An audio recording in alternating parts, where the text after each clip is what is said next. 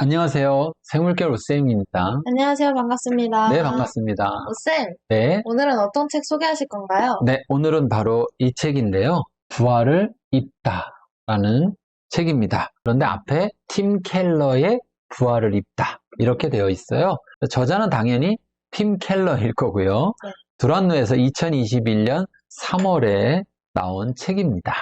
자, 이 책의 간단한 소개를 먼저 해보자면 책 맨 앞에 이렇게 써 있어요. 인생 단 하나의 희망, 하나님의 위대한 반전. 요거만 들어도 뭔가 궁금증을 일으켜요. 책 뒤에 이 책을 소개하는 내용을 보면 예수 부활의 권능을 입어 다시 사는 것, 이보다 더 장엄하고 강력한 희망은 없다. 불안의 시대에 일상을 일으킬 확실한 희망을 찾다. 오늘 여기서 장차 올 그 나라를 사는 패러다임의 대전환, 쓰면서 하나님의 인도하심과 도우심을 가장 많이 느낀 책이다.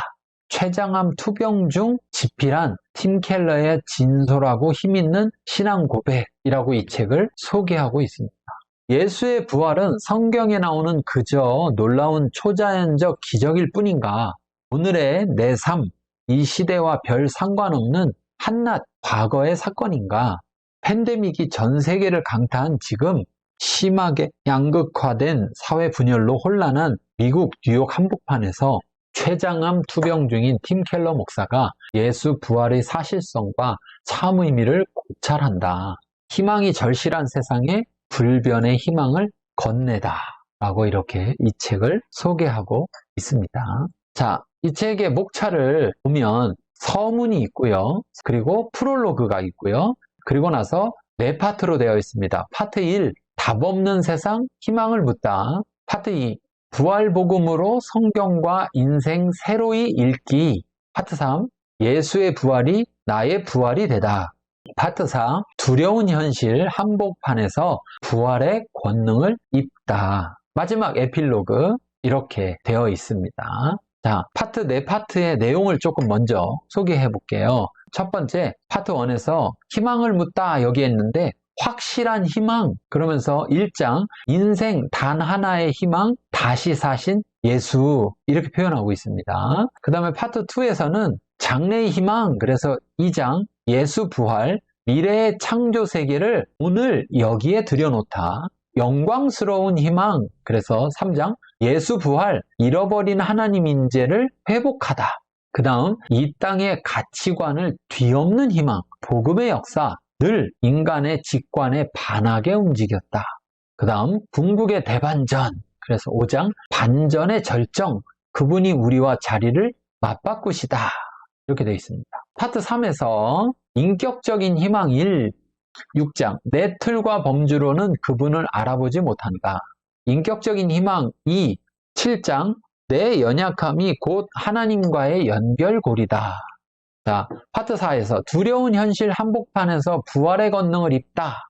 그래서 자, 당신을 위한 희망 8장 마음 깊은 곳에서부터 온 삶이 생명을 입다. 관계를 위한 희망 9장 은혜의 새 자아를 입고 경청하다.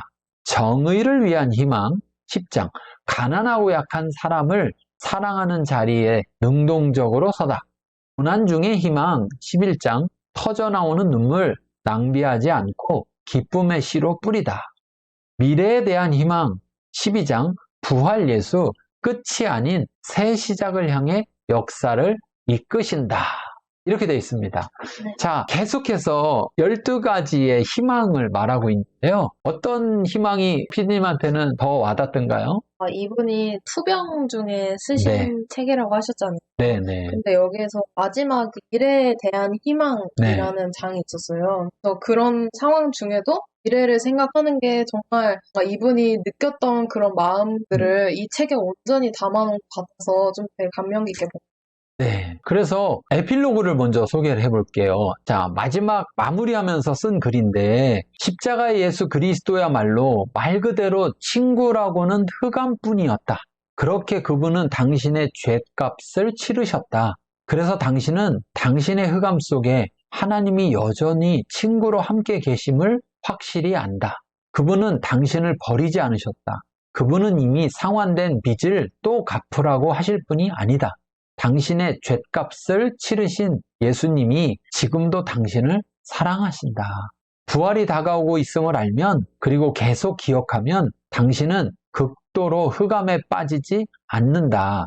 내가 아는 한 여성은 만성질환이 있는데 많이 아프신 것 같은데 좀 어떠세요? 라고 누가 물을 때마다 늘 이렇게 답한다. 부활로 치료되지 못할 정도는 아닙니다. 맞는 말이다. 당신도 빡한 부활을 알면 극도의 흑암에 빠질 수 있다. 자, 그러니까 부활이라는 걸 생각할 때 어쩌면 이 목사님도 췌장암으로 인해서 혹시 죽을 수도 있잖아요. 근데 죽어도 그것이 끝이 아니기 때문에 미래에 대한 희망이 있는 것이겠죠? 그렇죠. 그런 점에서 저는 이 말이 너무 멋있었어요. 어떠세요? 몸이 어떠세요? 이렇게 물어봤을 때 이분의 말을 통해서 보면 많이 아프신 것 같은데 라고 할 때 많이 아픈 게 맞아요. 그쵸?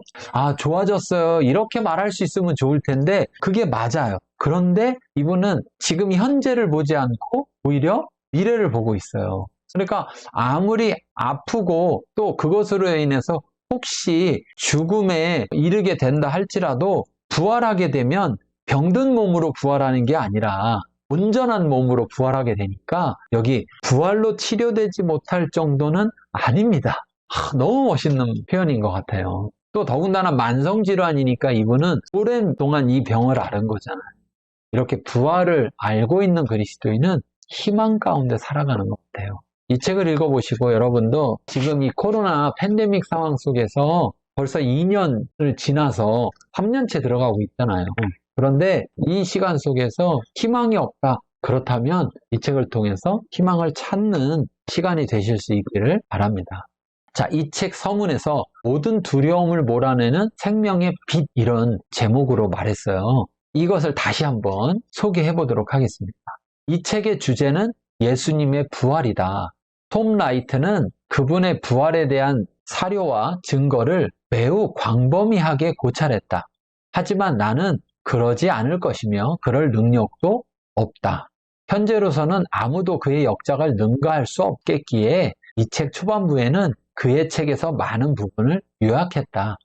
나는 학자가 아니라 설교자이므로 예수님의 부활이 성경 전반을 이해하고 고난, 개인적인 변화, 불의, 확실한 도덕, 불확실한 미래 같은 삶의 온갖 도전에 직면하는 열쇠라는 측면에 집중할 것이다. 누구나 자신이 언제라도 죽을 수 있음을 이론적으로는 안다. 그러나 암이나 심장병 진단 또는 팬데믹의 위협 앞에서는 죽음이 우리에게 눈앞의 현실로 성큼 다가온다. 지금은 세상 전반에나 나 개인에게나 암흑기다.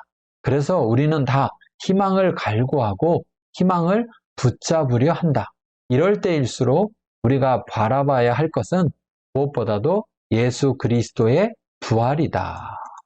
자, 어때요? 지금 이 서문에서 이야기한 걸 들을 때 어떤 느낌이 드세요? 확실히 지금 저희 상황도 그렇지만 분처럼 만성 질환이 있거나 갑작스러운 병을 또 투병하고 네. 계신 분들도 참 많으실 것 같은데 그럴 때일수록 우리가 바라봐야 되는 것에 대한 그런 네. 것을 확실하게 얘기해주고 있다 보니까 그런 분들도 확실히 희망을 얻고 살아가기 더 좋을 네. 그래서 그냥 희망을 가져라 이게 아니라 왜 희망을 가질 수 있는지, 어떤 희망을 가질 수 있는지, 그 희망을 갖게 되는 근거가 뭔지 그것에 대해서 이분은 부활을 이야기하고 있고 이 부활이라는 것이 정말 희망이 될 수 있는 건지 이 책을 통해서 우리가 확인해 볼 수 있을 것 같아요. 그렇죠.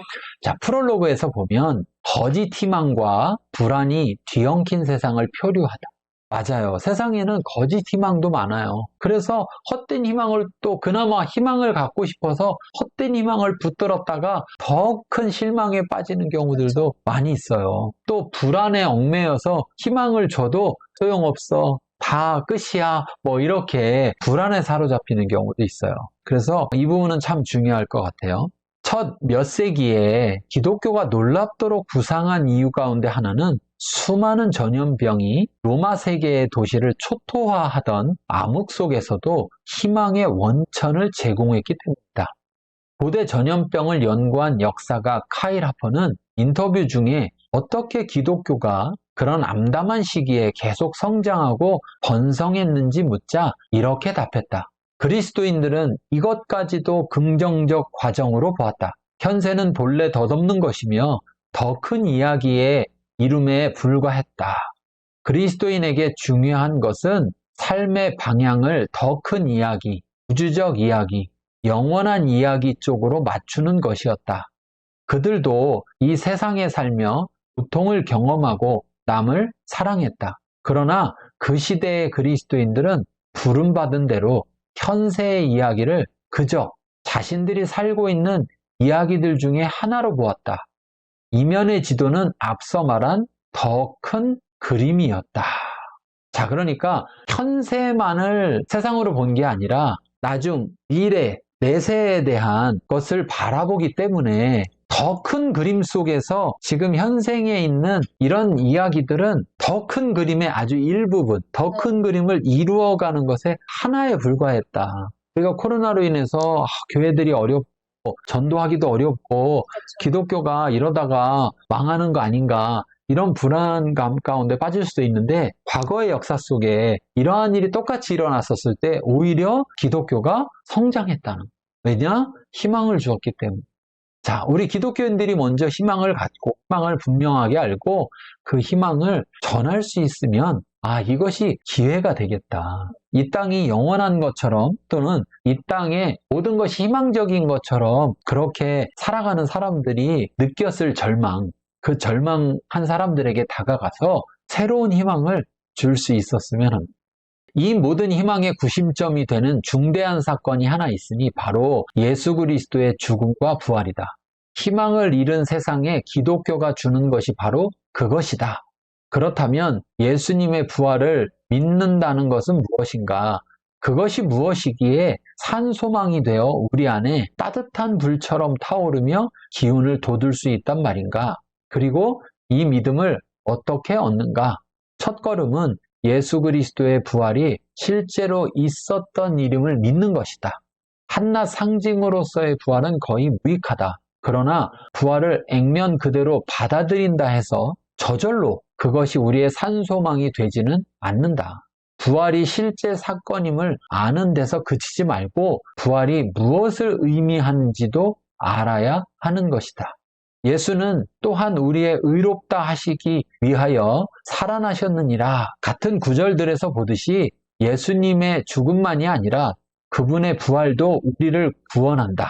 그런데 대다수 그리스도인은 복음을 제시하다가 구원받는 법을 설명할 때 온통 십자가 이야기만 하고 부활은 곁다리로 덧붙이거나 아예 생략해버린다. 예수님의 부활은 신기한 마술이 아니라 침략이다. 우리를 구원한 사건, 십자가에서 부활로 이어지는 그 사건은 이미 지금부터 성령의 능력으로 그리스도인의 삶을 속속들이 재창조한다.